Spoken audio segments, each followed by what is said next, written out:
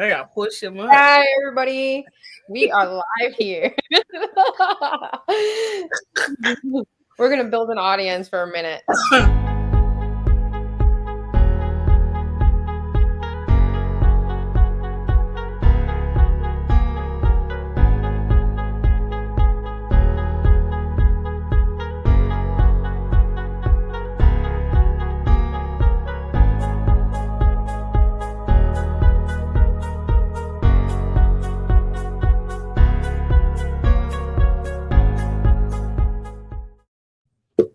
Hey, everybody. Welcome to Self-Care Sunday.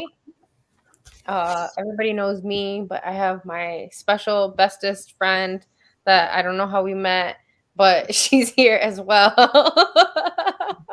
You want to introduce yourself? Consuela Lopez, everybody. But I didn't know that Sam was going to go by her real name. I thought it was going to be, Brown Sugar Sam or whatever. But now it's our whole name. Hi. Oh whatever. I haven't set up like my complete platform for my live streams. I know like every live stream I come on, I'm always like, I swear I'm going to be more consistent. And that never happens. And I swear the only time that I actually want to do a live feed and I'm in like the mood, like definitely, is every Thursday. And it's Thirsty Thursdays and it's talking about relationships. So then sometimes I just get mad and I'm like, no, people are going to think I'm like super thirsty if that's the only segment I ever do. So then I just do it on principle because I'm like, nah, the only one I did last week was Thirsty Thursday. I skipped like a whole bunch of days. I'm not doing Thirsty Thursday again. She stayed thirsty. I'm going to have to do like Thirsty Tuesdays and Travel Tips Thursdays because I feel like travel tips are way better. Yeah. You can do whatever the hell you want to. It don't really matter. You can change that shit up. You can be consistently inconsistent. That's true. That's what this is all about, is staying consistently inconsistent and figuring things out. And the good thing is we always have a lot of positive feedback after we do the live feeds, no matter what topic it is. So that's pretty cool. Folks, if you have any comments, I am posting on both of my Facebooks. I am also posting on my YouTube channel. I don't always know how to access the YouTube thing like really well, so I'm still figuring that out. But I do have both of the Facebooks pulled up. So if you do have comments, I'll make sure to be watching those comments on both of them. And yeah, my cousin's here.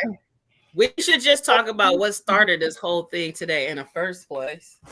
I think that'll probably get people to start like, that shit happened to you too? Like, hell yeah. How did you deal with it? I'm not in jail, so I didn't get caught. So yeah, do you want to explain how it got started? Go for it, and I'll just chime in. What, today? Our master plan or what happened? Like, do we divulge our master plan of how we were going to solve the world's problems? Dang, this going to be like a part, like a series then if we start doing it that way. You know what I'm saying? Because thinking of a master plan always happens every single day. We wake up, go to sleep, while we're in the bathroom on the cell phone, still figuring out how to navigate shit and bullshit and kick shit at the same time. You know, that's the power of being a woman, but most important, that's the power of being a solutionary. And everybody are not solutionary. They're full of shit though. We can put in a chat like all the people that are full of shit too, you know.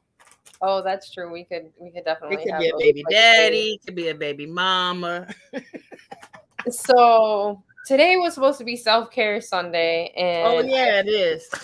I'm trying to get better with Self-Care Sunday, but like it's impossible because so many things go down. So like usual, I'm on the phone with Consuela, and we're talking about how like I'm juggling like 50 million things, and she's juggling 50 million things, and how we both like literally feel like at any moment, what did I say? I was like, the final straw is going to break the camel's back, and it's just going to be like done. Like, I'm just going to break, and I don't understand how it hasn't happened after like 11 years of doing organizing and like 30 years of like problem solving.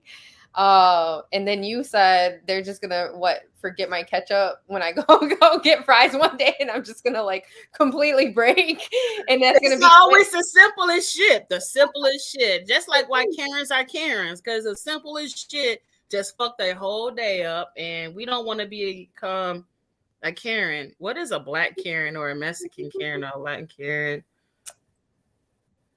I don't know. I don't know a name of that, but we can figure it Yolanda. That's out. so bad. Name. Her name, but I feel like that's it. Like Yolanda. That was a Selena lady, remember? That was Yeah. her Oh name. shoot, that could be That's a the Mexican perfect. Karen. That could be a perfect name for that. But yeah, that's how it started off. Because I know what's challenging for a lot of people is when I always ask, or either I ask, or at the end of all of my emails, professional emails, I said always be sure to take time or create time for self-care.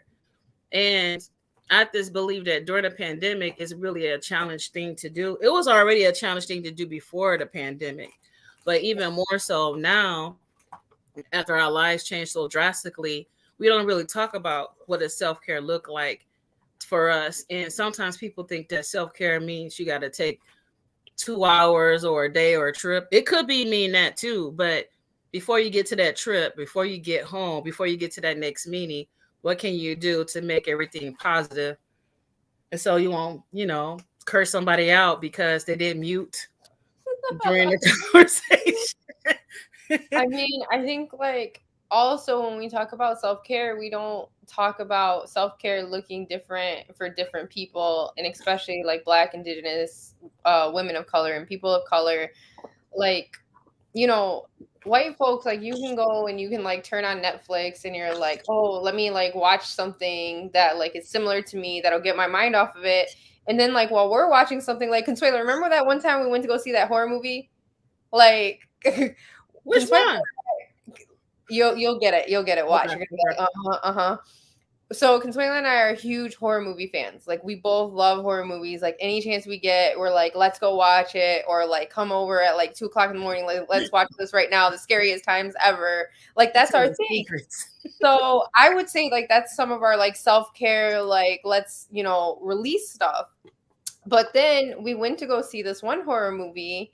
And we were super excited. We were like, there's Black people in this one. Like, it's a Black couple. And we were like, super, like, this is awesome. Except they weren't acting like they had any damn sense whatsoever. And then it was just like turned into this huge conversation about like, are the producers white? Who wrote the scripts? Were they white people? Like, this is not culturally appropriate. There was a lot of like culture stuff, like, and it turned more into like a session of us being ticked off than like actually enjoying. And I mean, the movie was shit too, but like actually enjoying the movie, right? Any movie is shitty when it makes you think and where you're confused. Like if it's a cliffhanger that's not necessary, like what the fuck happened? What was that about? Yeah. Or when it's just stupid like this movie. Exactly. Or like Paranormal Activity. That last one was fucking stupid, but this is not. I think we should do like a film one, just like. Yeah. We'll do film Fridays and food Fridays. Yeah, Every other, it'll be Fridays, food one day, film the other. Yeah, while we're eating. So I mean, there's a lot of things like that though. Like even like turning on the TV and like not seeing representation in like the TV series that are out, like not being able to watch something that you connect with, like, or just watching something and seeing like your culture portrayed as like the villains all the time, right? Like you turn on something and you're like, of course the brown person is the thief. Like of course they have the brown maid. Like, and it's just like tiring because they die first. Yeah, they always dying first. Like it's so annoying, and you're like, how long has this been like that we've been having these discussions and it's the same shit. So yeah.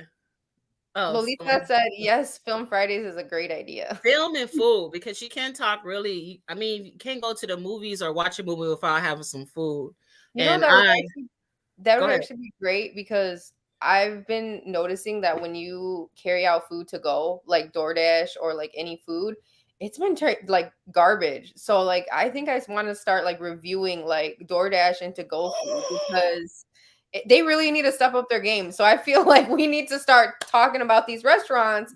Like, look, I'm paying like over $100 when I go to Texas de Brazil, and then I'll order that to go, and then like my steak is not cooked how I want it. It's cold, like that. No, like It don't even look like steak. Like this look like rat meat or something. I don't even know what the hell is this shit is. Yeah, so I'm a foodie too. I think we need to, because it took like freaking what, an hour and a half just for me to get my food. I got here like 20 minutes before, a quarter till 7, because the lady said she couldn't find parking. Oh, let's not talk about parking wars. Oh Jesus. Oh my gosh. Oh, in Southwest, dude, the parking wars are like the worst. The Man, worst. I have a man, I turn into shoot an Incredible Hulk on that shit. Like, I don't even have to fight for parking where I'm at now, but it's just the whole point. When somebody park in front of my house, I'm just like, like, oh yeah, it's okay. They're just staying for a few minutes. Dude, I have to deal with Gentry L Club in front of the office building, and they're like people parking all in front of our house. Like, we gotta put cones out, and then they come and they steal our cones. So then I just gotta go, like, get more cones. Like, there's plenty of free cones throughout the city, throughout the state. Remember, fixing damn roads. So that's where our taxes are going. So I'm like, oh, I picked that one and that one and that one. Thanks, Gretch. Yeah, right. We didn't fix those roads, but we got some cones out here. Cones out there. And you would think it would be more cone stealing, and especially in Southwest Detroit. Yeah. You know what I'm saying? Like all the like construction that's like off of 75 and for that stupid ass second bridge and all that. It's like every person in Southwest Detroit should have a cone. Right? And just put your address on it so you can like mark your territory. Like, put your address on there. And because all that. The city's not doing anything, city council's not doing anything to help us get like resident parking, or like how do we like the most they did was, remember when they put those stupid meters so they could kick us out of the city? Like, you put meters to we fought against that. Yeah. I think everyone should be like, I mean, that's just part of reparations. If you're black and brown, we're owed reparations, period. That's not just an African American or black thing. That's all of us that's all of us that don't have $1,000 in our checking account, or no, skip the checking, savings. I'm so serious. It's the holidays, all that shit's gonna be empty. I don't know. But anyway, self-care, what does it look like? And this conversation is a part of our self-care, because I think the past 48 hours, I don't even feel like it's Sunday. I feel like I didn't have a freaking, like, I feel like I didn't have a weekend. Like, there wasn't like 1 minute that I wasn't like worrying about stuff. And I think like a lot of people, like, they'll see like my social media and they're like, oh, like she went traveling here, or she went like out drinking, she went to the club. And I'm like, you have no idea how long it takes me to do those things, and how like I seriously don't take a break. Like, I literally told like my whole work, I told all the youth, I was like, I'm taking December off, I'm taking a month off. Like, I'm still like at the office, like doing like gifts, like right now, like wrapping and everything else. Like, it just doesn't. And I was actually like, oh, I'm going to eat before I get on this live feed. And then I was like, oh, I'm just going to finish this. I'm just going to finish, like, we got checks in. I was like, I'm going to go through like the letters that were sent to us and deposit the checks, and then just get this done and then that done. And then it turned into cleaning. It turned into like taking out the trash for the office. And I still haven't eaten. I still haven't eaten. Like, shout out to my cousin for taking me to eat earlier today, because if that didn't happen, like, I wouldn't have eaten today, because there's so much to get done. I swallowed something down before I sat down, and I still can't find certain shit that I was looking for. Oh, I found it because it was in my bag.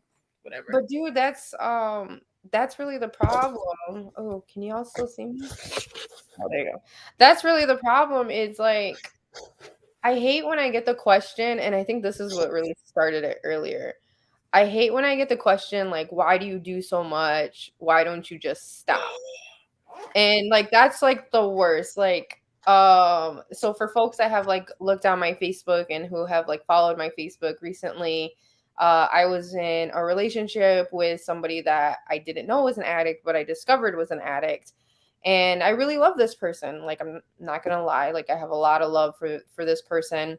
I'm not gonna out that person's name, but all my friends know about it. You know, my family knows about it. It's not a secret within my circle. But it's somebody that I can't be with anymore, but I still really want to support and I really want to help this person. And man, Consuela, I've been doing so much research. Like, I've been watching so much YouTube videos. I've been texting. Like, I have like a whole list of like all of these things. Like, I've been talking to people that I never thought I would talk to. Like, just doing all of this stuff, like having money out of my pocket for translators, like that I'm paying for because I'm just trying to like really help this person. And there was like, I have certain friends like you and like my friend Trey, like other people that are like really supportive, and they're like, we know how you are, like you have to help or you're not going to feel like, you know, whole.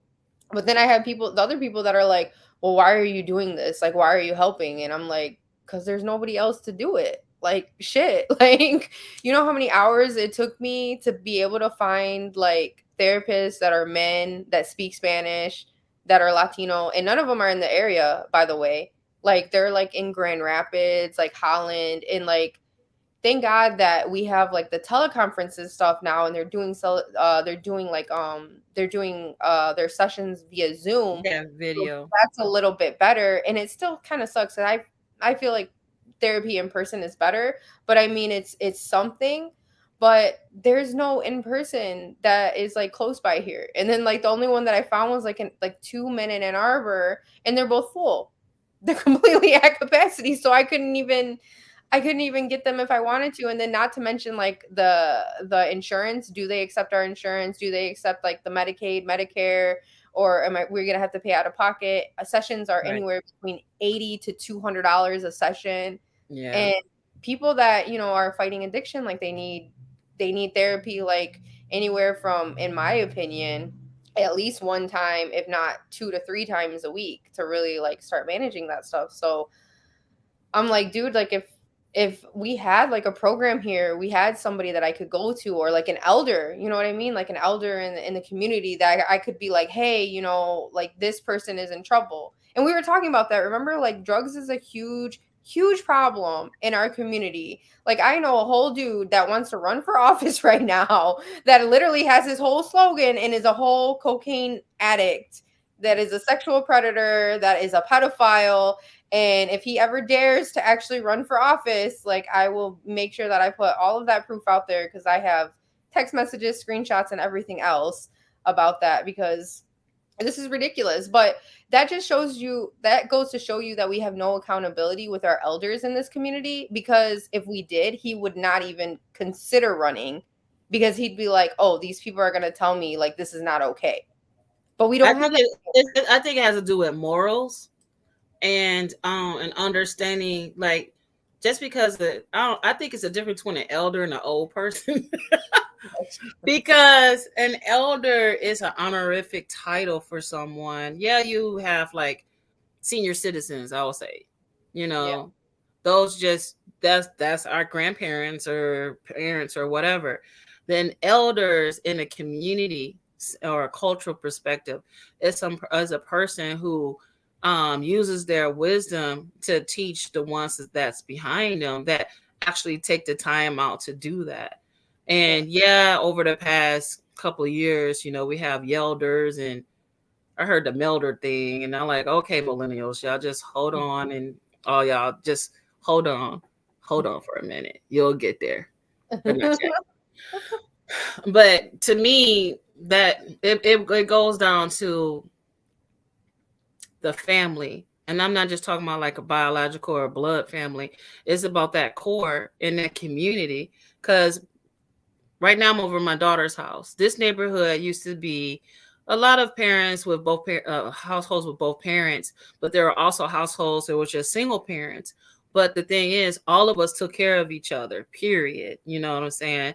Uh, Almost to the point everybody knew everybody else's business and stuff like that. But we were protected. We took care of each other. And now with the digital age, where there's more of a gap, and that gap is even making a barrier between our elders or senior citizens or just within the family. It's making that gap a bigger barrier in communication, because now you can't, that this could be another conversation, girl, but people do not even have social etiquette, let alone know how to talk and have a conversation if you go on a date, or just they don't even know how to talk. They're like, that they can talk your ass off via text message. That's another subject. I know, but it's still like, if you don't know, but the whole thing is about communication. Communication is key, and have a courageous conversations is a part of self-care. And if you're not able to do that, or if your circle, like how you said earlier, you and I, we talk, you and with some of the other friends, my friends, we have a circle of good communicators, healthy communicators. Yeah. And I strive for that, because I'm exhausted when I have to go in a political field, professional field, and I deal with everybody who claim to be communicators and they're freaking not.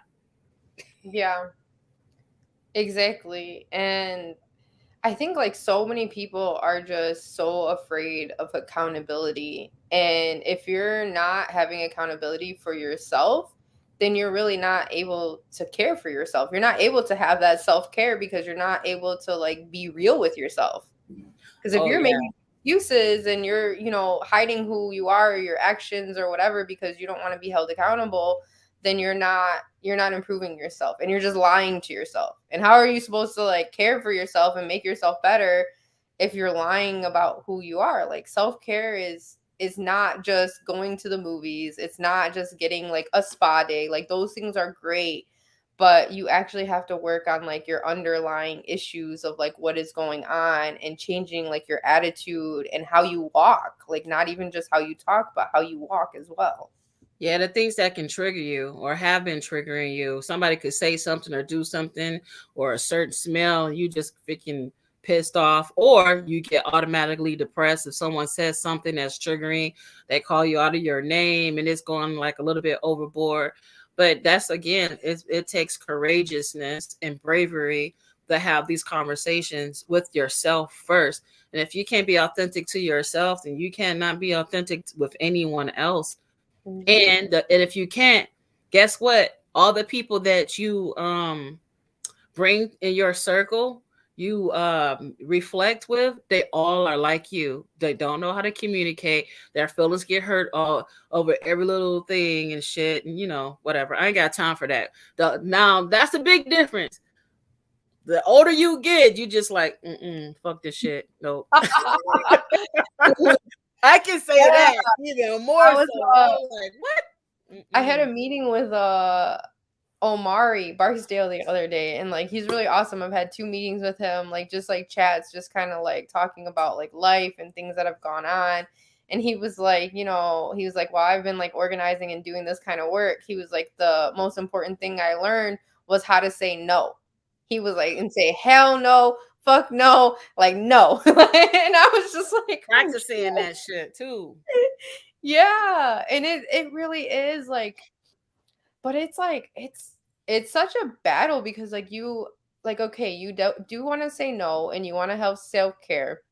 And I think that's hard for like our generations, like millennials, Xers, and boomers. Like we have a hard time saying no and we like tend to overextend ourselves. But then you have like other folks that are saying no all the time. And then that's when it gets into the dangerous zone because you're not sharing any of the responsibility to better our society. Like we can't Yeah. have people that are just exiting out. Like I know it's fucked up. Like I get it. I'm angry. Like I've been angry. Like I've been labeled that angry Latina, angry Mexican, whatever the hell, rebel, whatever. And like I get that. And there are times where like I definitely want to like shut everything out too, but like once we do that it becomes more of a burden on other folks. And I tell people, I'm like, I have a busy ass schedule. Like I definitely did like college courses and organizing at the same time. I did my master's full-time master's while working full time and running One Michigan on the side, plus like solving every one of my family's problems because I've always been like the problem solver, and like I still like, you know, found time to help out. And I'm not telling people to like overstretch themselves, but I am telling the people that like are questioning me and saying, you know, why are you doing so much? Like, why are you not doing enough? You know, like if you were able to take on like one of these things, like, or just have like a conversation, or like join a damn mentoring program. Like, I have kids here all the time. If like my friends were to be like, hey, like, you know, do you have a kid that wants to be mentored? Like, you know, for example, I'm an engineer. Do you have any kids that are interested in engineering? I would be able to give you a kid, and like that's one less worry off of my plate, you know? Mhm. Like I I'll think get you, talk to them, mentor them. yeah. And so like, but see, that's one of the things that differentiate us between a lot of other people, is that we don't think about, okay, it's like why or why not? Why is that? It's like, okay, why not? Or how do we change it? Or whatever it is. Like, again, solutionary driven, Yeah. period. I'm Yeah. not gonna be stuck on a problem. If I'm ever, one of my best friends, he passed away, and he's like, he's like, I was about to curse, but I don't care. I've been doing it already. So It's he's like, I fine. don't fuck with anybody that every time we see each other, they're always complaining about the same damn thing, right? So it's like, okay, if you're every time we get together, especially if we don't see each other on a regular basis, and you're still talking about the same shit, that means you really prefer that stupid shit. And guess what?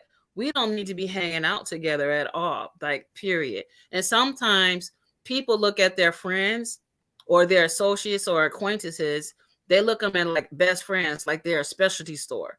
But or no, they really look at them like they're a Walmart. You can get anything and everything out of that one person, right? But the reality is that people in your life are like specialty stores. You know what I'm saying? Like, you can't get Sam at Walmart. You might get like a fake toy or some shit. Like, I don't know, but the arms will break off because it was made in China or something. I don't know, but you understand what I'm saying. But if you start treating people as unique individuals that reflecting something that's positive within you and back and forth, then you'll have more healthier engagements and relationships. And then you can actually help each other out and share wisdom and stuff like that. But when a person tells me, why can't you just quit? Or why, this is how we were in a store. And you ever been in a store? They say, if you want to give $1 for this charity, blah, blah, blah, we could just add it to your bill. And this particular time, I was tired from a long day at work and helping people all day. And I told her no. And she's like, oh, so you really don't want to give $1? It's just $1. And I was like, listen here, boo boo. I say no All all the right. time. I said, I said, this is your only job, right? You just clock in, clock out, and that's all you do. I said, I literally are on the streets saving people, bringing children home. So if you want to give the charity, you can give to me. How about that? Bring my shit up and let me go. I got ice cream. I got ice cream to eat. But like, for real, like, anybody wants to fix their mouth and say why or why, blah blah blah. It's like, why don't you help? And if they can't give an answer to that, then you know what? Why are we friends? That's the real. Why are we hanging? I had a friend, dude, that was like my best friend since like sophomore year of high school. Was like literally one of my best friends for like I want to say like 10 years, maybe a little bit less. And we would talk like almost every day. We'd text all the time. Like when I went to school in Texas, she went to school in Georgia. Then she went to law school, and like we would just talk all the time, like a really good friend of mine. And I would notice like I would send her like invites, like donate to like One Michigan for like our holiday stuff. And like when I decided to run for office in 2018, like I was like sent her like the thing, and like, you know, donate. Like you can donate, like even if it's $5. And like she wouldn't. And she was just like, no, like I don't donate to anything. And I'm like, okay, but like, dude, we've been best friends since like I was a sophomore in high school. Like Right. that's a long ass time, like 2006 to 2018. So that's over 10 years, right? Right. And so she like refused to do it, and like I like kind of like reflected on the friendship, and I'm like, man, I'm like, now that I'm thinking about it, I'm like, this is a really one-sided friendship. And Hmm. what do I need this in my life? I'm like, if you can't even, and it really wasn't about the money, you know what I mean? Like it was definitely not about the money, but it was It's about about like the support.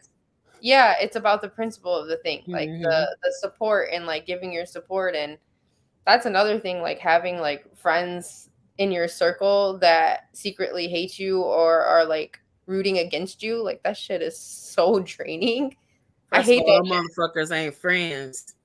I know, dude, I hate that, like, on my Facebook, like, I have so many people that hate me that will never, like my stuff, would never support my stuff, and I'm like, "Why are you on my Facebook?" Like, I don't, and I'll heart their stuff, like, and I suspect that they don't like me, but I'm like, "You know what? I'm not gonna let my perception get to me because maybe I'm perceiving the wrong thing." But then I'm like, "Okay, it's been years after years, and, like, y'all can't like one thing, but you're still on here," and then, like, reporting back to like the crews that like extra hate me, and I find out about it later, and I'm just like, that's a lot of hate, that's a lot of bad energy. Like, why would you want to spend your time doing that shit? First of all, who's paying you to do all of this negative? That's the point. Like, if you say a negative thing, or even take the time out, like a stupid person saying some negative shit on a post or whatever, I'm like, you ain't got no business. That's the problem. You're unemployed. You Yeah. need to find some business, not Yep. mine. It's not over here. Because again, if you're not a part of the solution, you're part of the problem. Exactly. Karen, Exactly. I totally agree with that. So Karen, Kevin's, Quanita's, Yolanda's. Yolanda, Yolanda. Yolanda's. Yeah, no, I totally agree with that. Like, I just like, I try to be like as positive as possible. Like there's people that I don't like, and I'm still like, whatever, I'm cheering for them. Like I hope they do well, as long as they're not like actively like hurting people on a like a large scale, I guess. um That's most important. As long as they're not harming another person or preventing another person's growth and whatnot, then that's on you and whatever. But at the end of the day, I think we just have to start focusing more energy on ourselves, our own personal growth. Because once you give people a stage to talk about you, to say shit or whatever, and it's like, then you're out of business because you're not taking care of your own stuff. You know what I'm saying? Like, for what? What's the point? But I think the other thing is like, that's easy to find haters and yep. people that talk bad or people that's lazy or whatever. But my thing is, our conversation should be centered around like, what did we do for our health care? For our health care, Yeah. what did we do? Or how can you make suggestions and stuff like that? I think that's most important because a lot of people are sad, especially right now. It's the holidays. My friend just lost her father the day before yesterday. I have 4 friends who lost their parents a couple of weeks ago. So it's like, okay, how are we going to be present for someone else who's probably running on empty? And that's why I rather do, and that's why we're always busy because it's going to always be somebody. Yeah, and how do we address these problems, and how do we come up with like healthy solutions? Because I feel like, again, I said it earlier, a lot of us are like, okay, let's go have shots, let's go have drinks, like let's get fucked up, let's get drunk. And like, I mean, I'm no one to say that that shit's not fun, because like shit, I have fun, I have partaked in that. But it's like we need to come up with other things as well, because then we have friends that are struggling with alcoholism. We have friends that are Yeah. struggling with sobriety, and we might not even know, like you might not even know you have a friend that's struggling with it, like, or that is conscious that they're struggling with it. And then you're like sitting there like inviting them to the bar after they just like, in their head was like, I'm not going to the bar tomorrow, I'm not going anymore. And then you're going and inviting them. Like we need to start thinking of like more like sober ways to hang out, and like how do we have fun together? How do we decompress without like having to grab like that bottle of tequila? So I like walking. I love being out in nature. I really do. Like I walked 5 miles yesterday. And I felt really, really good doing it, especially because I'm near the water and whatnot. And I used to have a friend that we used to like call in the middle of the day. I'll never forget. It's just like, hey, what you doing?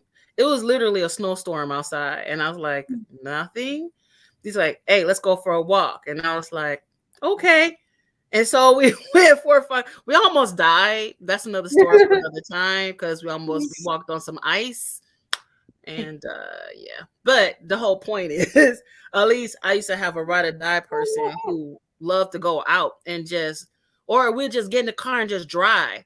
I had this one friend. It's like, hey, what do you want to do? I want some beef Fighting for the gas jerky. station, though. And we drove an hour and 45 minutes to this gas station to get beef jerky. I wonder who that person was. Do she remember that? I have no idea, but it was really good venison. And then she got fishing equipment. And I'm like, she goes Oh, fishing? What the hell? I do love to drive when I'm like upset. I will literally just like drive around the neighborhood, and like I stay in the neighborhood though because I'm afraid of like the suburban cops. So I stay in the hood, and I still got pulled over the other day. Oh yeah, we ain't talking about that shit. Some stupid shit. But yeah, no, I mean, those are like good things, and I don't know, dude. Like I like watching movies. I like watching movies because it distracts me, Like I have to concentrate. Yeah. And I like to watch like psychological thrillers, like mysteries. So that way, you know what I mean? Like if you miss something, then you're screwed because like you're not following like the timeline. So I like to watch stuff that like kind of challenges me to not think about, the stuff that is like weighing like heavy on my mind. And of course, like just reaching out and like talking to friends and telling them what's going on and not being afraid to like unload that. Cause I know like that used to be me. I used to not tell people shit. Like I remember when I was in college, my friend Hazel, we were talking one day and she used to come to my house like all the time. Like I was a party spot in college, right? Like everybody would come and party at Sam's place like all the time. Like all the time. Like, we go out to the club, go eat at IHOP, and then come back and party at my place until like 4 or 6 in the morning. Like, and that was just like routine, right? And so like one day she's like, we're partying or whatever, and she's like, Sam, she's like, you know what? And I'm like, what, dude? She's like, I just realized. She was like, like everything about me. You've like met my family. She's like, my problem. She's like, and I like know nothing about you. And I was just like, oh shit, you're right. Because she's right. Like at that point, like in my life, especially in college, like I was always raised by like, don't tell people your weaknesses, don't tell them you're sad, don't tell them what's going on. Like always appear to be strong and under control. Like you can't let any weakness. And that shit was fucking me up, like psychologically, like really bad. And it like I'm not gonna say like, oh, that was the light bulb and then like I changed after that, but I always carried that in the back of my mind. And it wasn't actually until 2019 when I got out of the abusive relationship with my ex Brennan and I went to therapy. And my therapist kind of brought it up again. She was like, I want you to make a list of like people that rely on you or that call on you like when they need something. And I was like, all right, bet. So I'm like, like this huge ass long list, right? Yeah, and the so scroll. Like, yeah, I did. I'm like, in this city, in this state, in Houston, and like I was like, yeah, I can't just do names. Like I gotta do cities too, and like locations, and like Honduras, like. So yeah, so I'm like, and I'm giving it to her, and like not knowing what the exercise is. I'm just like, here you go. And she's like, all right. She was like, wow. And she was all like, every time I talked to my therapist, it was hilarious.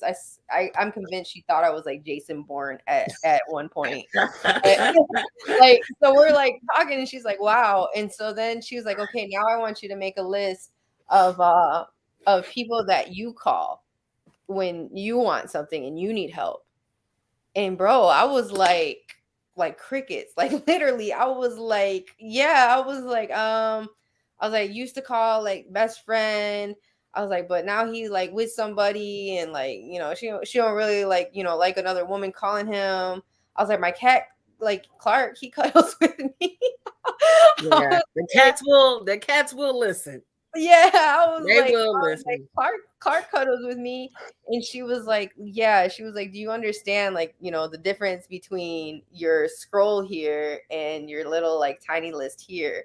She was like, you need to start identifying people on this list and actually going to them and talking to them. She was like, it doesn't make you weak. She was like, and you need to like have a plan with them. She was like, because nobody can do this shit by themselves. And I was like, no, I Mm-hmm. can.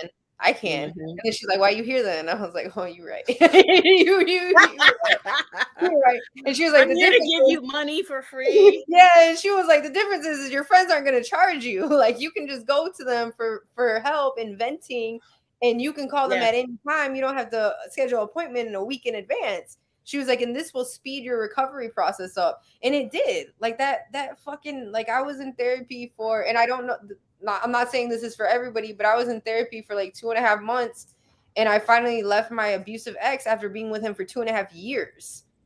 And it was because like I was going to that therapy. It was because I started talking to friends. And when I got into this relationship that has been, you know, toxic, the past relationship that I was in, that I'm out now again, like I'm happy that I'm out of that situation. But you know, how many times did I call you, Consuela? I called my cousins, like, and I made sure that like I was being accountable to myself and making sure that, yeah, I wanted to help that person, but I wasn't losing myself in the process. So yeah, having supportive friends and like making that step, and like, and if you have friends that are going to judge you, get new friends. Like if Yeah, you find those are not friends. I think those the aren't other friends. thing what you said too is like being receptive to constructive criticism. Yeah. Because one thing I don't like, and I know you probably mirror this sentiment, I don't like when people pass judgment on Yeah. me based off of who I was, keyword was, at that Yeah. time. Like if you're not talking to me or you're spreading a lie or untruth about me based off of what you heard or our relationship, and we're not talking. Yep. I had a person tells me, because you know I have two Facebook. One is a private that I made later, and one was my public and whatnot. And then because of the work that I do, I almost got killed. So, in order to protect not just myself but my family and friends, I separated, and I have my private one. And so, and if you don't know that is me, right, you're not gonna know that is me Yep. because it's my middle name and blah blah blah. But the point I'm trying to make is this person was like, you're a liar, you tell fibs because your family is not from here and your last name is not this and blah blah blah blah. And I said, when's the last time you and I actually spoke? I'll wait. I said, really, really spoke as friends. It had been 3 years. I said, so you're from 3 years ago. It's not the same as it is right now today. But if you had have just called because you were curious to find out, like, why does she have a whole nother thing? Is this a fake account?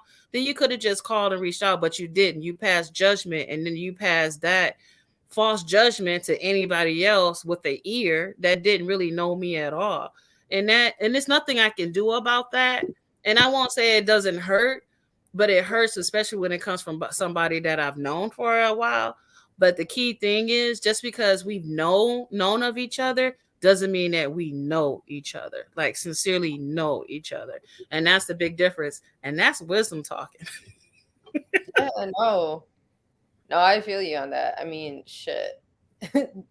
Organizing in Detroit has been like the most toxic work that I've ever done. Like, and I've literally organized across the country, across the world, and like hearing stuff and hearing like judgments like about me, and they're like, oh well, you did this when you were 23 years old, and I'm like, well, I'm fucking 30 now, bro. Like, yeah, I did that when I was 23. Like, can we let it go? Like, can Or you? the people who's passing the most judgment are the ones that got the most bones in their fucking closet.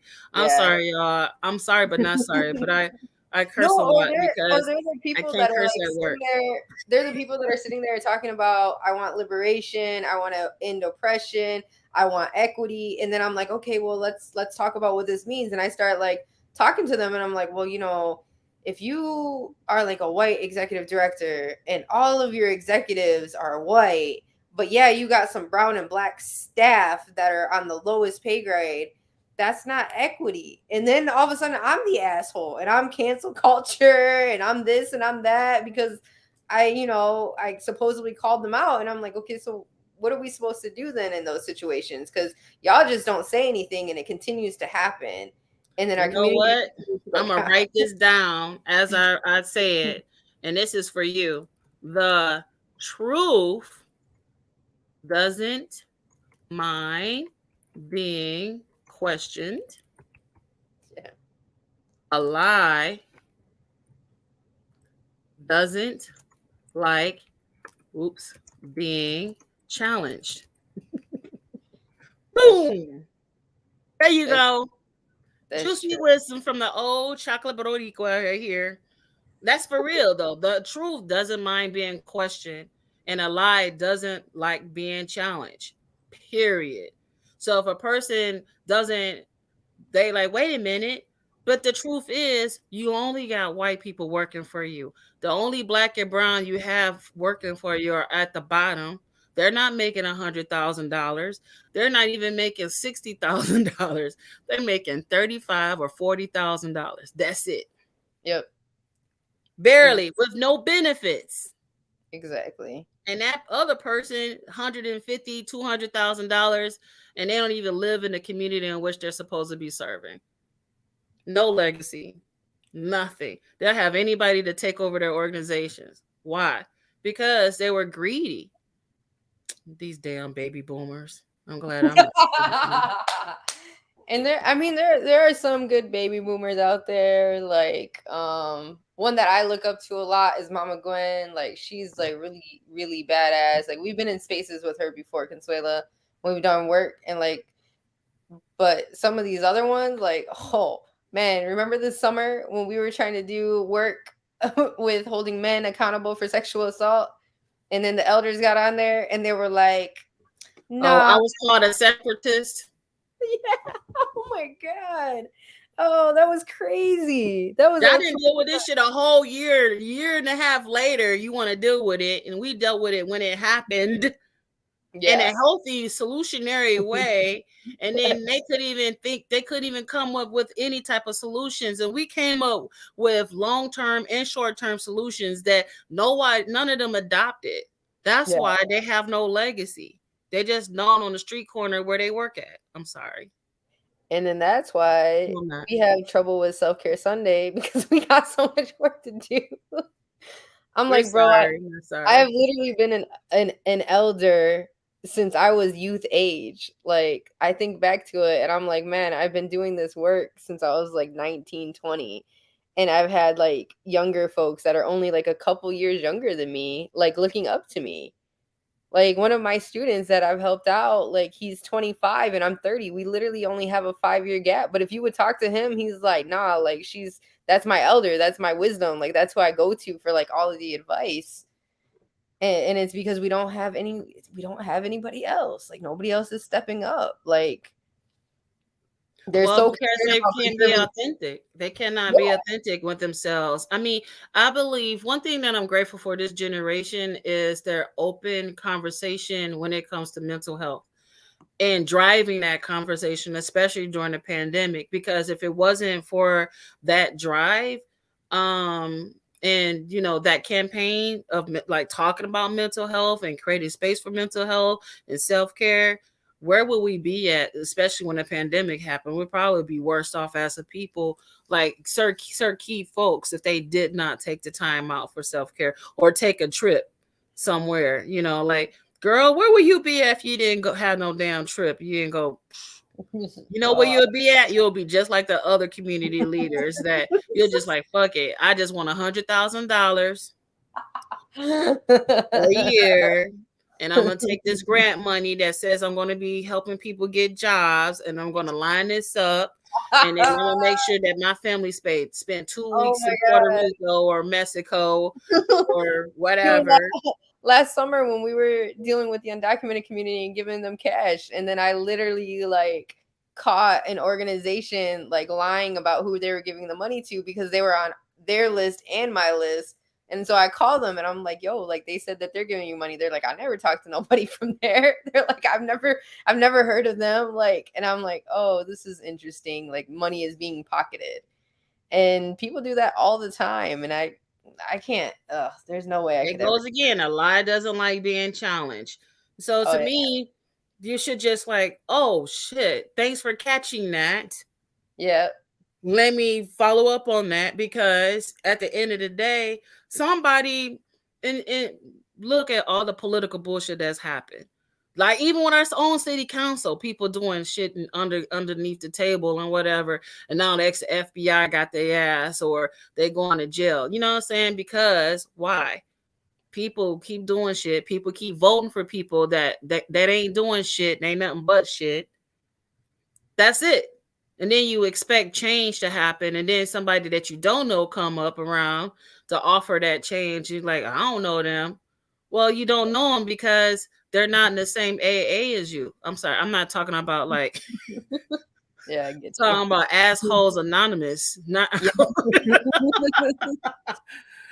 And we it's should true. create an AA. Assholes Anonymous. We do need to like just like put that list up there and like, yeah. Is this you?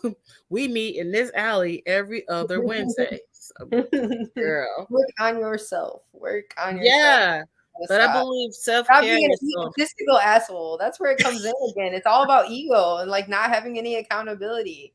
I remember this one woman who's in office now. Jesus Christ, help us. But like I had a conversation with her once because she put a post on Facebook, a public post, and I disagreed with it.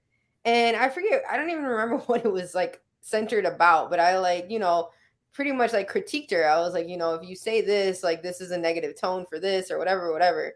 And she literally like messaged me and was like, I agree with you, but you didn't have to put it publicly on my post. You should have just messaged me privately. And I was like, is your ego really that big? Like, if somebody calls me out publicly, I'm like, oh shit, you're right. Okay, let me like fix this. Like, you need thanks, to good take care looking. of it. You need Yeah. to go ahead and take care of it. And what's that? The council culture, I get that sometimes when you have the council culture, again, counsel people that deserve to be counseled. Don't Yeah. counsel somebody when they said something in 2012, but they're no longer operating that way. They're actually showing, proving that they're not that. So I mean, why that's you that's where the inequity comes into because right? and especially here in the nonprofit world and like how many people like there are white people in this movement who have harmed black and brown people over and over again and caused breakdowns.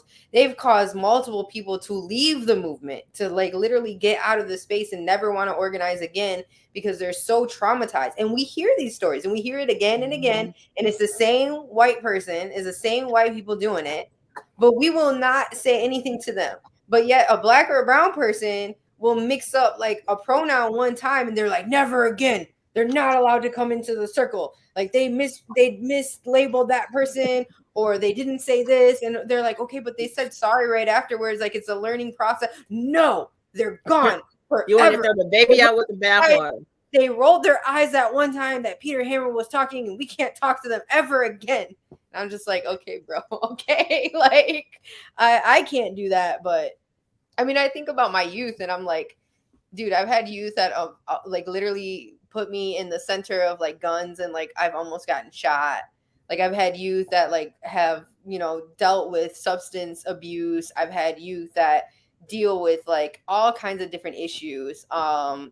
That have taken money from me. Like I've had a youth take $2,000 from me. Like I've had, youth take like big, huge chunks of money from me. And like I accept them for where they're at and I understand that they grow and that as they get older. And I've had a lot of them come back to me and they're like, hey, I did this fucked up shit when I was like 15. I'm 19 now, I'm 18 now, like I've changed. And I'm like, okay. And I try to work with them. Like I'm not gonna shun them out. Like where are we gonna be if we keep like shunning the people we're supposed to be helping? Right, right. Right.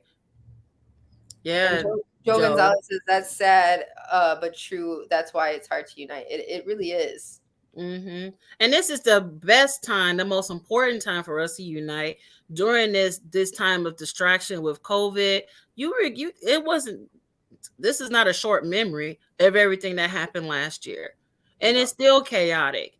And it's Yep. like, why are these things? When we wake up, half the city is going to, all the black and brown communities are going to be totally gentrified. You got private entities Yep. buying up houses and land and everything like that. Why is it during the pandemic where rent before the pandemic was probably $800 for a 2 bedroom apartment, right? And now it's fucking $1,800 a month. You have rent in this area as high as $3,800 a month. Who the hell is living there? It ain't us. But see, because we're so busy bickering at each other because we didn't put a comma in the right space, or we Yep. didn't use a pronoun, or something that person did in 1844 and shit like that. But you ain't putting that same fire against a mother sucker that's in your face smiling. Hey, I'll give your organization $100. But while you're doing that, we bought these 2 houses down the street, and we're actually selling your house right underneath you. You know what Yeah. I'm saying? Like, come on now. Like, look at the big picture and stop being distracted of the $200 pair of Jordans you got on your damn feet, and you got not only got $200 in your on your bridge card. Yeah. I'm bringing it down. This is not self care. No, This dude. is I not. mean, but this is the reasons why we can't self care. I was talking to one of my friends the other day, and they were telling me Dollar Tree was raising their prices. I think it's like $1.25 or $1.20 or some shit like that. I don't know if it's in every state, but he said that they were raising prices, and he was like, "Yeah, they're just using inflation as like an excuse." They were like, "Actually, during the pandemic, they made more money than they ever did. They actually like gave all their like top CEOs like all raises." And then now they're raising the prices, and like this is where poor people go to shop, and they're still raising the prices and they don't have to. Like these are the assholes that we need to go after. These are the assholes that we need to like confront, but we're too busy again bickering with each other and like going after one another that have like just a little bit more or a little bit less than us, because like honestly we're all on the same damn scale, but we're Hell always yeah. trying to like compare each other instead of going after like this 1% and going after these people that are out here that just don't give a damn about you. That's controlling shit at Yeah. all. But again, that's why just talking about the little bit we did, and our anger meter went up. I think we need to have a meter or something when our energy started going up a We little really bit. do. We need like a little And, thing like right yeah, here. like, Right oh, we got here. to bring it down. Oh, okay, We, okay, okay, okay, we okay. got to bring it down. Self care. Let me play some Trial Call Quest, and don't Oh, play DMX. Don't play DMX. Don't play. So, but what I'm saying is that this is the reason why we need self-care, and we need to be. If you're not a good example, then you're a great warning of what not to be, period. And so if your conversation is not centered on self-care, what does that look like to you? You know what I'm saying? Or like like I said, in my emails, my conversations and stuff are like, hey, when I have my meetings, what did you do this weekend, or what did you do for self-care since this morning? And a lot of times people don't have anything to say. But now in my meetings, they know I'm going to ask. So guess what? I changed the whole culture in that they know that Consuela is going to ask. And I'm not asking just off of GP. I'm asking out of sincerity, because if you're happy, I'm happy. We can actually focus on what needs to get done, and we can utilize our strengths and our wisdom to get it accomplished. But if you're upset and whatnot because you haven't had sex in a very, very, very, very, very, very, very extremely long time, or you haven't had a good ass steak, oh my God. Sorry, vegans. Sorry. I love I love steak. But you know what I'm saying? Like, if you're missing pivotal things, if you haven't watched the sunset, or another nerd thing that Sam don't know about me. I kind of mentioned it when we was coming from Darius' house last Saturday, and you were like, "Oh," and I was like, "Oh wow, look." Mars, Venus, and Oh yeah. Saturn are all in line. You're just like, yeah, bitch, that's interesting. But I love astronomy. I love astronomy. I love astrology, but I really love science. I really like talk about aliens, but that's a whole nother thing. Nobody else. I'm a sexy nerd. But that's my self-care. Like, look, my damn cat went outside, so I'm jealous. Damn Clark. He's massive. Get a Pooed pet. on her, Clark. Pooed on her. Look at that. Like, but I love her. Look at it. What are some people, whoever is listening or watching us and whatnot, what are some of your self-cares that you do throughout the day or the week? As a Brown Beret, united with the Rainbow Coalition that includes many organizations, including the new Black Panther Family, One Respect. Yeah, working across the board is definitely something that's self-care and is good reflecting to like our community.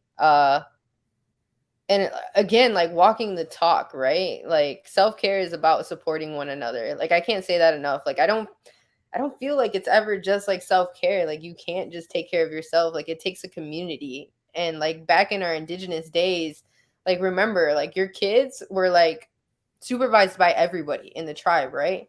Like everybody, like if the kid did something dumb, like everybody had like the say to tell them like, hey, don't do that. That's dangerous, whatever. Like nowadays, like we're so like siloed and we're like, no, it's just me and it's just me by myself. And then we wonder why we're overwhelmed. And I'm like, bro, like we need to have like community care. It's not self-care. Like I don't like self-care. Yeah, well, this is a part of that community care, extending that love of yourself and your love of community to other people. Because again, you can be a good example or a great warning. And how can our people reflect that? You really become what you don't see. So if you don't have someone talking about self-care and what does that look like to them, or what I did today with someone, like my self-care was walking 5 miles and being by the river yesterday with a beautiful husky puppy. That was me. I'm tired today. A community for future generations. What did the rest of it say? Joe Gonzalez, a community for future generations and all our nation's humanity. Exactly. That's what we need. Exactly. And I don't know. Self-care has always been tough for me. like I'm probably like one of the worst people to talk about self-care, but I can say that I've been trying it more. I don't think like I Don't definitely self-care. You've been going on one trip. We don't even know where you're gonna head at. that She's is like, oh, true. I don't That know was, where I'm at. King Kong yeah. Skull Island. What the hell? How did you get there? But I mean, you have the opportunity to do that. But at the same time, the young people that are in your circle, they're looking at that and they're like, that's going to be a part of their normal. You Yeah. understand? Because there's a lot of people who haven't even left out of the doggone neighborhood that they're in. They haven't even left out of the state of Michigan, let alone, you know what I'm saying? So, and what if in their family or their own circle, they don't see anybody traveling? They don't even have that in that part of their language and conversation. It's just like if they're a gamer, my world is inside that game, not in the physical world. Yeah, and I mean that's why I try to take my youth traveling with me a lot. I like to take my youth to like restaurants that are not in the city. Just because too like exposure means a lot. Because when Right. youth get older and if they're not exposed to these things, that's where like a lot of toxic relationships start too.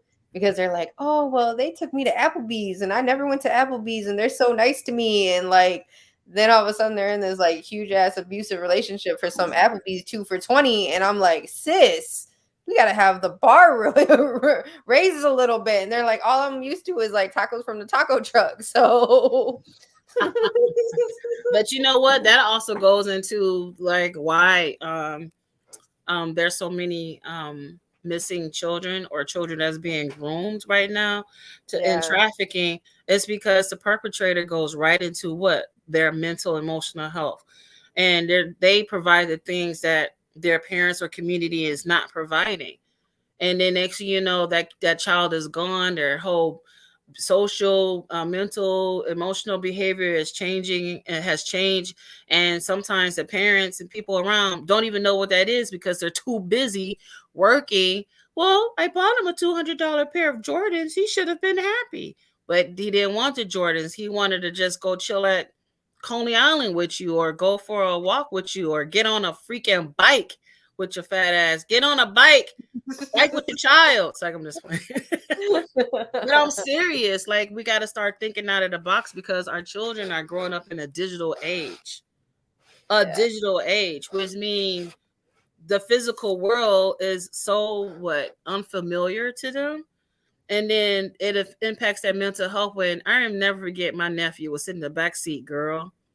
And it was like he was speaking a whole nother language. I think he had to be about 11 to 12 years old. And my brother was driving, and we kept side-eyeing each other like, what is he saying? And it ended up, he was like, he picked up on us. He's like, please forgive me. Please help me to communicate because I don't get a chance to talk to anybody. So could you just please talk to me so I know how to talk? Damn. A 12-year-old. Could you talk to me so I know how to talk? Because nobody talks to me.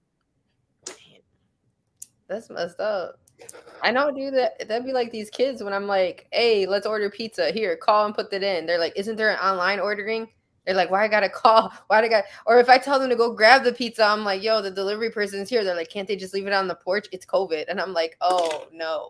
Like, we're not using this as an excuse for you guys to not talk to anybody. My kids are in a whole program together for 5 to 6 weeks every summer, which damn Detroit, because it used to be a 6-week program and they cut it down to 5 because of COVID, which does not help anybody's mental health, does not help my kids. Like, we need our 6-week program because I thought 6 weeks was too small. Like, I would really love to have my kids for at least 8 weeks. But anyway, they're in this whole program together. They're talking, they're conversing, and like when they're in the program, it's great. And then when they get out of the program, I'm like, well, did you call each other? Did you check for each other? And they're like, no. I'm like, what? I'm like, y'all were like besties. Like, I couldn't even like separate you guys during the program. Yeah, I know, but like I haven't talked to them in like a couple weeks, so now it's just weird. And why, bro? Because they don't know how. They don't see anybody in their circle, their community doing it, so they don't know. And then you want to send these kids off to college. They don't even know how to communicate, talk to each other. You want to send them to a regular job, even if it's like some skilled trades. They don't even know how to problem solve. They don't know critical thinking because everything is done in the digital world. Like, oh no, yeah, no, they're not prepared. I get interns now, and some of the interns I've had, I'm like, ooh, I'm like, oh, good luck. That's a good cause. Joe Gonzalez, that's a good cause to bring attention. Thank you. But yeah. I think the other thing is about emotional, responsibility.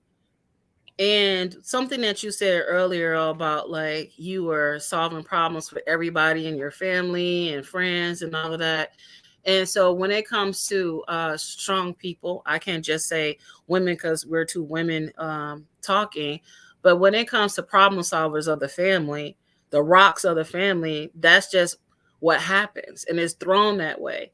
And so a lot of times when they get to those points, when it's time for us to be able to find solace and solitude with someone else, it's hard to find that. And that's when it's really a struggle to try to like apply self-care into your life because you get so tired and overwhelmed. What do you say? The Rainbow Coalition is having a big come together in Chicago. Last Saturday of September. You got to remind us, Joe. That's a little ways away, but I'm down to go. That's only 4 hours from us. Should I love to go to Chicago? My brother lives there now. I mean, we can go right now, Consuela. Say less. Say less. I got the car. Yeah, I gotta do something, but it's emotional responsibility. We don't have emotional responsibility for each other, and we were taught to not tell our business to anybody else. Whatever happens in this house stays in this house. in this You can house. take care of yourself. You can do it. And I'm the oldest, right? So if you're the oldest, you got to take care of everything and anything and blah, blah, blah. All So of us in our own, we all have some type of cultural norms or traditions that are unhealthy. You know what I'm saying? My mom is very stressed, very, very stressed. She's a baby boomer, right? But if I talk to her about going and get going to therapy, you see what I'm saying? And so, like, it's a generation that don't believe in it, because if you talk about mental health or self care and that, there's like, we didn't talk about how you solve that. You go to work. You just do some more work to distract yourself. And where has that gotten us? You know what I'm saying? With that type of mentality, we all good hard workers, but then when it comes down to it, do we take care of ourselves? And we really don't take care of ourselves. And then I saw that Joe, and he was like how he passes the information around about missing persons and whatnot. You know, the biggest thing that when a child or person comes missing, you know what I need the most? I need community members to help me find that child, to help provide like emotional support for that family and whatnot. Take them some food, drive them around to search or print out missing stuff. Don't just pass the stuff around. Like, physically show up, or emotionally show up. Period. That's what needs to happen. Yeah, like I said, those that always ask us like, why are you doing so much? It's like, why are you not doing more? Because it's even with like the donations, like you were talking earlier, like at the cash register, and how they're like, oh, do you want to give $1? And then like people do that and they like pat themselves on the back like they just did like this most heroic thing, and they're like, Give a that's dollar. my deed for the month. And I'm just like, damn, like you rounded up from 78 cents to that dollar, and like you're done for the time. And then like I was even talking to a friend the other day that he's like he makes good money, and he was like, he was like, instead of buying like shoes and stuff, he was like, I decided to start going on like Facebook and finding different charities and donating. He was like, instead of online shopping, like I start giving that money. And he was like, because I want to help. I was like, well, who'd you give money to? And he like started like naming these organizations, and I'm like, man, those are organizations where like 90% of your donation goes to huge fat ass salaries. It doesn't even go to the people on the ground. It's not even helping search for these people. Like I think he would say wounded warriors. And I was like, man, I was like, I have a friend that's like actually a vet that has to deal with them, and he says like, don't donate to that one. He's like, that one's not a good one. Like there are other ones that are good if you really want to donate to veterans, but like that's not it. And I like had to have this whole conversation. And I was like, look, you have money and that's great. And I'm glad you want to give, but you need to do the extra step of being responsible and knowing who you're giving to and where that money is going to. Because there's no secret. Like there's enough money to help people. It's just Oh getting yeah. it's just going to the greedy pockets so that they can get even more and more higher salaries, so they can have 5, 6 vacation homes when we got people that don't even have water still in Flint. Like that's not all right. On the east side, don't even, yeah. They don't even have heat and whatnot. Joe wants us to know, oh, we're on that, sister. I'm also a searcher. That's what's up, Joe. I Where figured you he's at, Joe? where's Joe at? What's We need Joe, we what need you here city? in Detroit, man. We need some we need some good Latino men out here. Because Consuela and I were talking about that. I'm like, who's a good Latino man that I could call to talk to this person? Not to shame them, but just to have a conversation and just like, hey, yo, I'm here for you. Like, you need to talk to somebody positive. I was like, damn, I can't think of one in Detroit. I was like, not one. Remember, Consuela, we were like, oh, this Yeah. leader. Oh, man, that one drinks with their youth. That one does drugs with their youth. That one has their youth selling drugs, and everybody knows in the nonprofit world, but they're just like, oh, let's just look the other way. Let's pretend we didn't Yeah, know. they looked the other way, like they looked the other way with Charles Pugh, and he was doing all that crap with the kids and everything like that. And then when he went to jail, everybody act like they didn't know who he was. I'm like, yeah, you, whatever. Like, it is true, because we don't deal with our mental health at all. We don't have the space to talk about are like solutions. And so uh like we were talking about earlier, like sexual assault or domestic violence is really, really high in Southwest Detroit. It's Yeah. like one of the highest in Detroit. And why is that? It's that's because you have all these big box nonprofits and stuff in our community, right? But when it comes to mental health or rehabilitation from a culture perspective, or like even in my work, when I bring home this one young lady, we end up bringing her home, but she was so what you call that syndrome when they fall in love with the person that Stockholm. Stockholm. She was so they got in her head so much that she truly believed that her family was against her, you know, and so the person that they end up having her speak to, this woman didn't understand anything about the culture that she was coming, the cultural nuances of her communication. They didn't understand it. They're coming from a white suburban thing. Yep. And so which then they were coming from a savior mentality. And so, you know, it frustrating the mother because and it's not just like the child needed help, the mother, the parents need the help too. They need to have family counseling all together, but those type of resources are very few to zero within our community, and that's why these crimes that impact our community go silent and or they go unreported because we don't have a trustworthy location within our communities to that support that type of healthy, you know what I'm saying? But not yet. Not yet. I'm Not yet. still doing. I'm going to get there. Joe, you can help me if you want to. Yeah, no, definitely. It's scary, but we need to join together to bring attention to our community causes in all forms. And I missed the one before that. The problem is national. We can only focus in the area. I'm positive to talk. Um, yeah, I mean, I'm like, yeah, it's not a money problem. It's not a money problem because when the No. pandemic hit, there are nonprofits that went from like $1 million budget to 6 million, like $6 fucking million budgets, and it was multiple nonprofits that went and did that. And then there's like multiple nonprofits that I'm not even sure why they exist. They're like, we exist to bridge the gap between the foundations, which aka the white people with money, to the nonprofits on the ground. So you need to pay us $5 million to build. And I'm like, what the fuck? Why can't they just talk? Like, what we need the middle white people for? Because that's what Right, right, right.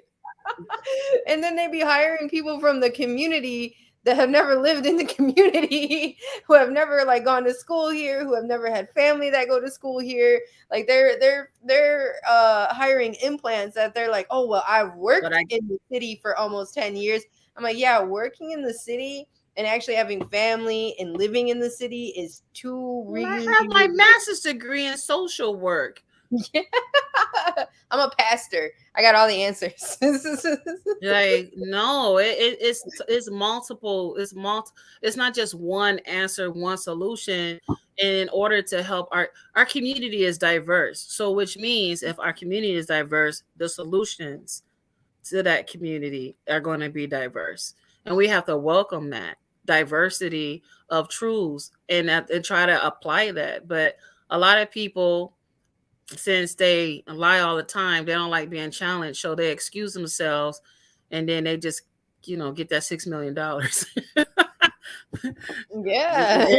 And I think we need to like really challenge that to certain, like not just like organizations in our community, but organizations that people default to for help. Like actually do a deep dive. Look at who's their board. Look at who's the administrators in there. Look at who's the frontline workers.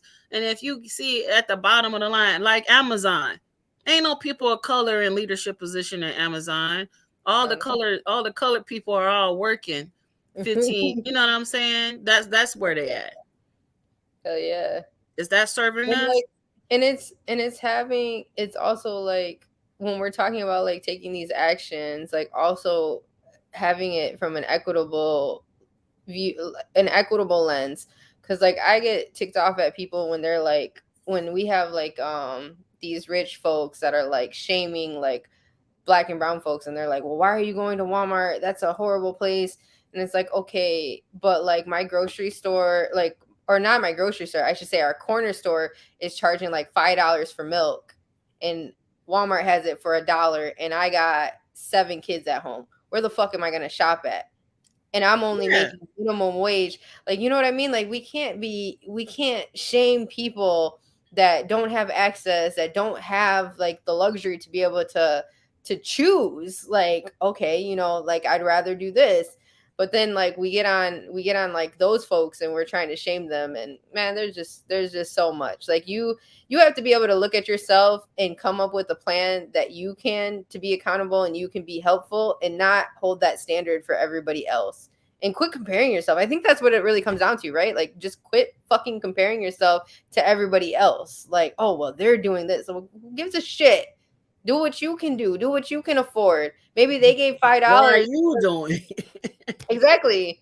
I'm like, maybe they gave $5 because all they made was $100 this week because they're undocumented and they don't have papers to get, you know, a job. So they went out, they hustled, and all they made was $100 and they gave $5. And you're only giving $100, but yet you made $100,000 this week in stocks. Like, get the hell out of here. There's a really big ass difference. Right. Like, you need to look at perspective, dude. Yeah. But again, in order for that to happen, you have to have courage. Yeah. You have to be brave to look inside yourself and reflect and be self-reflective, and then be self-critical. Yeah. Not hypercritical, but self-critical. Yeah. And it's like, you know what, did I could have said that. Like, if you end up like out of any type of conversation or meeting, and if you don't at the end of that meeting think about, you know, like at the end of the day sometimes, or in a meeting, I reflect, like, okay, did I say this right? Did I say that wrong? Did I cover this? Did I cover that? You know what I'm saying? Like, if you're not doing any self-reflection at the end of a moment, a huge moment, the only thing you're doing is building up static energy that one day you're going to spill out, become a Karen, because they didn't give you any ketchup packets. They didn't put enough salt on my fries. That's what's or next you know you're storming the Capitol. Yeah, I totally feel that. Compassion, considerate, and consistent. Oh yeah. Bringing it back, because I try to limit our live feeds and we're a little bit over our time. Oh, we are.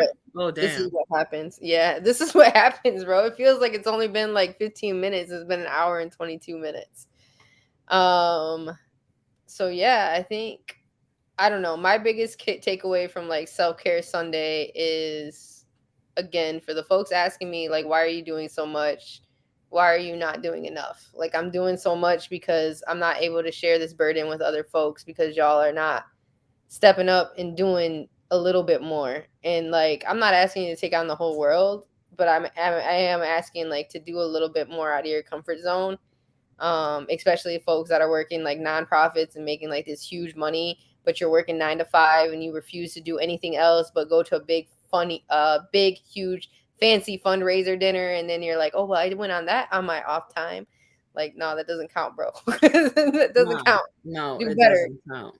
Do better. Go to educate yourself and like, you know, listen to some listening sessions. One Michigan for Immigrant Rights, we have a monthly ally program that we do now. And we try to like actually educate allies on how to become better allies in this movement. So that can be something that you can do.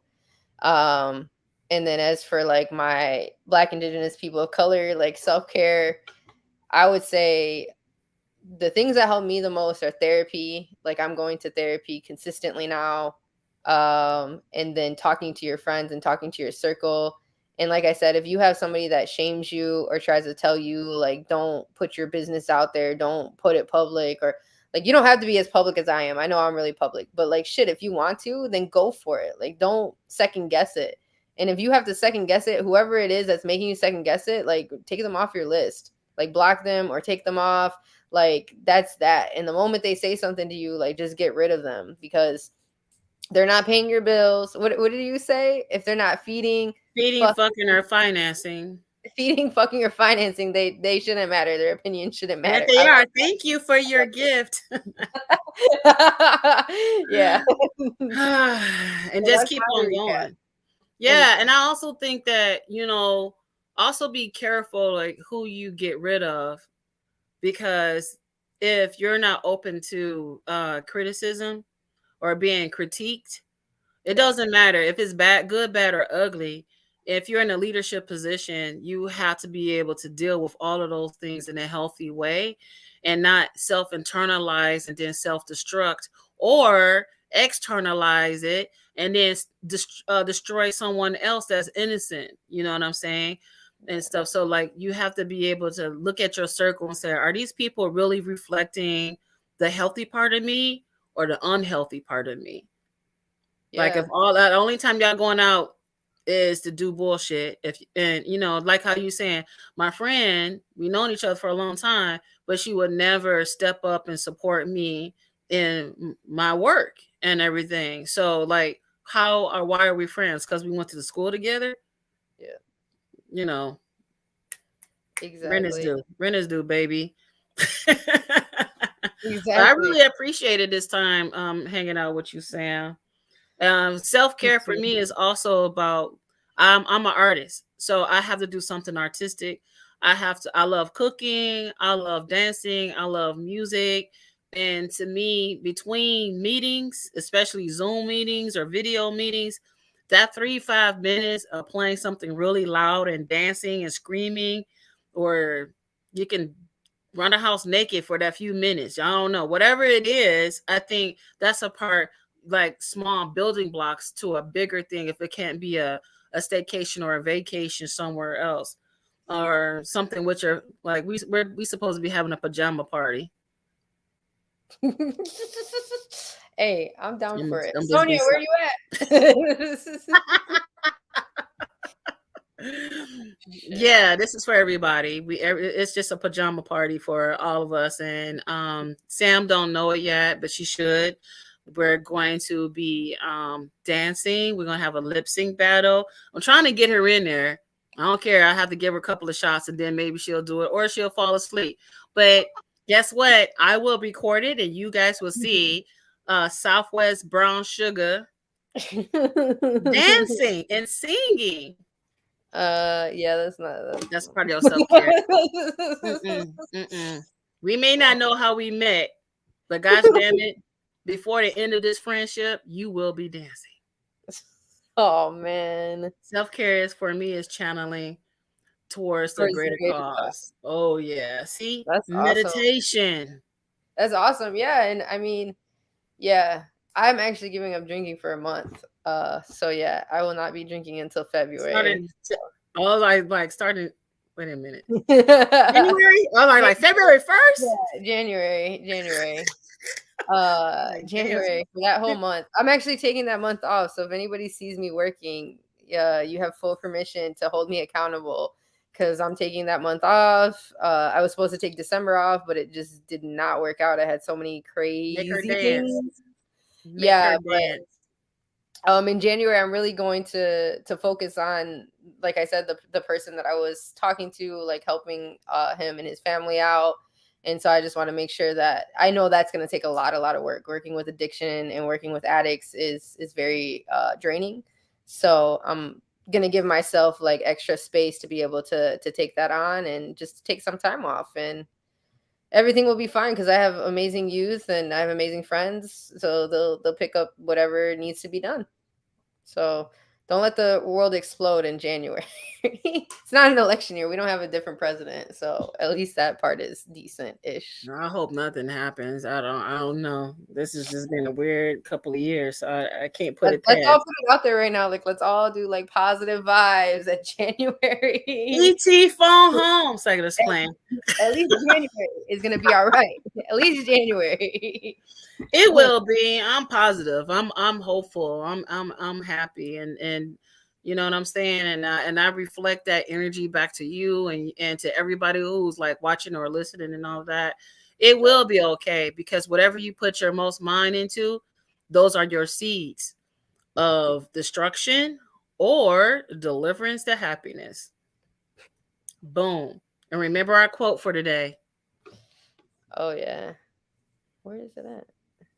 Oh, here it is. The truth doesn't mind being questioned. A lie doesn't like being challenged. Boom. Drop it like it's hot. All right, y'all. Well, y'all have a good night. Tomorrow is Moody Monday. So whatever your mood is, that's what tomorrow is. I'm going to try to stick to my live feed time. It is 9-ish. So today was at 7 to 8:30, but tomorrow it might be at 9-ish. Just kind of like look into the thing, see if I pop up at the end of the night. If it hasn't popped up, just tune in for Travel Tips Tuesdays, and if that doesn't happen, What the Fuck Wednesdays, Thirsty Thursdays, Food and Film Fridays, Shit Happens Saturdays, and Self Care Sundays. So I think the next time we have Sunday, we should actually have a Sunday. Oh, Sundays, self-care Sundays. Dude, Sundays are really good. I think now I want ice cream. Now I want ice cream. We could just be together and just have a whole bunch of ice cream and just talk and eat ice cream. And everybody that listens to us have to show us what type of ice cream that you're eating. I really love Chunky Monkey because it's banana ice cream with fudge in it. Oh, I like so many different kinds. I can't even decide. I love pistachio. See, that's how we go on. That's my fault. Sam was trying to end it, and I add some stuff, so she can mute me, and I'll mute myself. I love you guys. All right, love you guys. Have a good night. Bye, everybody.